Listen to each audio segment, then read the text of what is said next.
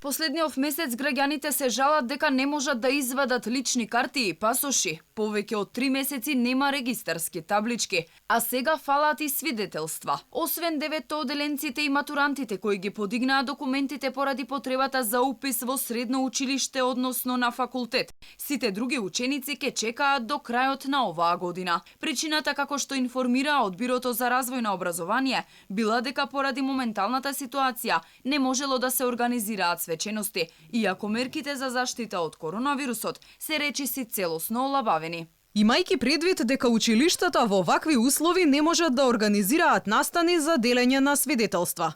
Ве известуваме дека оваа учебна година свидетелствата ќе им бидат дадени на учениците до крајот на оваа година, врз основа на член 138 став 5 од Законот за основно образование. Информацијата дека во брзо време нема да се доделуваат свидетелства предизвика низа негативни реакции. Има ли нешто што има? Возачки дозволи, пасоши, лични карти, свидетелства. Да не набројуваме. Во ваква мизерна состојба Македонија никогаш не била. Да не се секираме, брилијантната Мила дигитални ќе ни воведе. Брука и голема срамота. И председателот на Синдикатот за образование Јаким Неделков алармираше. Проблем било нереализираната тендерска постапка за тоа кој ќе ги печати свидетелствата. Во меѓувреме проблемот да се извадат лични документи трае.